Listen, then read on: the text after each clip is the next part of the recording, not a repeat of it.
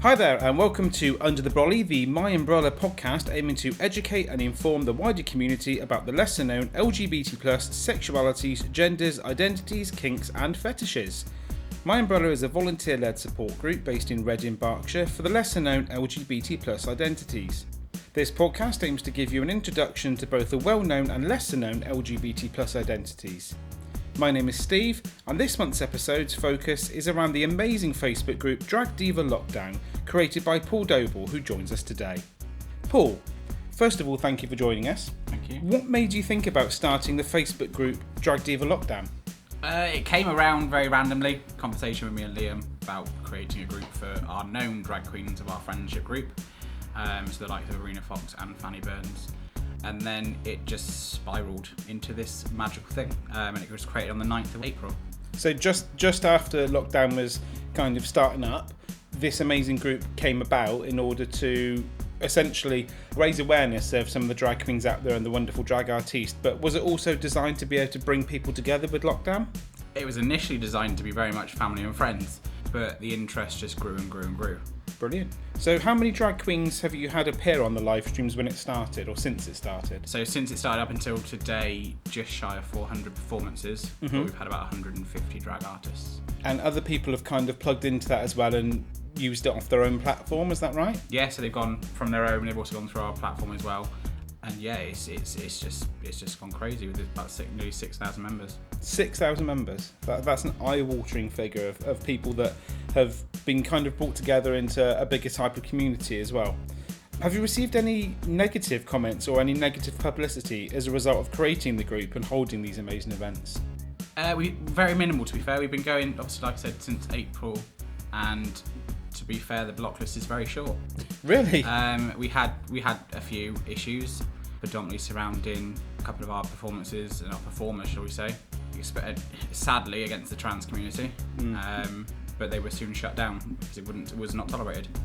Do you find that there tends to be a little bit of not a shift as such, but a misunderstanding between what a drag queen or a drag artist or a drag king is in comparison to the relationship between drag and the trans community? Or is there something there that seems to be misunderstood? I think something the page, certainly we created and we learned from it as well, is that there's different types of drag and you've got a lot of diversity. You've got more than one hit of diversity coming through in drag. You know, we had the Black Lives Matter protest hit our page as well, which created a bit of a stir, and it was very relevant and it made a change. But I think with everything that was on there, the reason the group was created, you know, unfortunately there's 2 or 3 different types of diversity you've got to get hit with drag.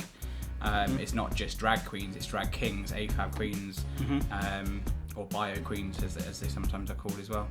And then you've got the whole black, white, and then obviously you've got your trans community as well. No, absolutely. I think it's really important that this particular group was set up in order to bring people together and actually give a voice to certainly one area of the LGBT+ community that's very, very rarely heard from unless you go to actually see a drag performer. So I think, in all honesty, it was absolutely wonderful because I know that I've been partially involved in some of the events, kind of attending them as well, and it's been absolutely wonderful to see what's happened. And you seem to have also kind of got your own kind of spin-off with your kind of chat show-esque event, which unfortunately we can't actually say what it's actually called, but it's chatting something with Paul on a Thursday night and friends, very much following the footsteps of Clive Anderson possibly, or maybe someone else as well. What kind of made you do the spin-off as well? Was that just something to fill a gap, or was it? It was something that happened by mistake, because originally it actually started me just introducing the weekend, telling what's going on, all this and all that, and then Linda Matthews, who's a drag queen from Birmingham, joined the show and just started chatting over it live, and we got such a real response from it. We're like, let's make a show out of it. Amazing. And as it grew and grew and grew, we've had about 50 guests on there as well. And I know that it kind of came to a close. The last event was a couple of weeks ago, and it's come back. You've brought it back. Why have you brought it back? Well, the last official show was on the 23rd of July. The weekend just for my birthday, so I thought prominent to sort of finish it there. Yeah. It's actually the 25th of July. But yeah, we've had a lot of requests to bring back the chat show, and with the ever changing climate of where it is at the minute, a lot of artists still aren't in work. So the page as such is open to whoever wants to post on it. Predominantly it has to be associated with what the page is about. But yeah, the chat show is back on Thursday with me and Linda. Wonderful. And we've got so far 3 guests, looking for a few more. Excellent. And what time is the actual chat show event on? So we brought the show forward an hour because there's no listings before us anymore. So it's 8 o'clock this Thursday, and hopefully it might be an ongoing thing. We are just testing the water again because obviously we've been gone for 16 days. So 8 o'clock Thursday this week, and possibly going forward maybe some more as well, which sounds absolutely brilliant. What's next for Drag Diva? I mean, you may have already kind of led to that potentially... We've got the chatting show this Thursday, and then obviously due to the sheer success of what happened last month with the one night only at Linda's Palladium, where I actually donned my first ever drag outfit. You did. As Miss Annie Skank, which was very amusing, which obviously you were there. I was very much there. I wanted to make sure you did it. I drove you there. We very nearly didn't make it. We very nearly turned back because of an accident, but we got there. I got into a full drag, and due to the sheer success and the talk around that show, that's coming back on the 22nd of this month as well. So we're driving up to Birmingham once again, and there's going to be an extra body, extra 2 bodies this time, from the Saturnos, who are also based in Birmingham area. Excellent. So there's so much to look forward to with that as well, and it's been amazing to actually see how this amazing group has kind of grown from this tiny little acorn to a huge throbbing drag oak, I think is probably the best way to put it. So lastly, you do have merch available, don't you? You've got an Etsy shop. Yeah, so it's all on Etsy. There's a very few items left. I think we've sold just under 700 items. Oh my word. Okay. And we've got about 200 left. Excellent.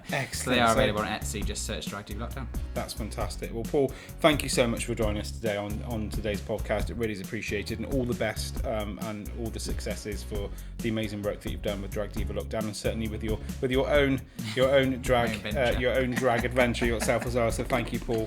So for those of you that wish to find out more about all the different LGBT plus identities, sexualities, genders, kinks and fetishes, bi-weekly at 7 PM on a Sunday evening, you can also join us for Under the Brolly Live.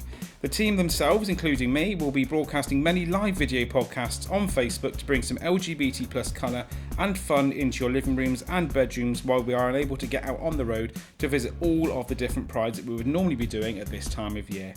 Hit us up on the event to be reminded, and we look forward to seeing you there. Of course, in advance of Sunday, you can also get hold of our LGBT plus mini fact sheets and our MyUmbrella guide to LGBT plus, available from our online shop, which is located at www.myumbrella.org.uk/shop.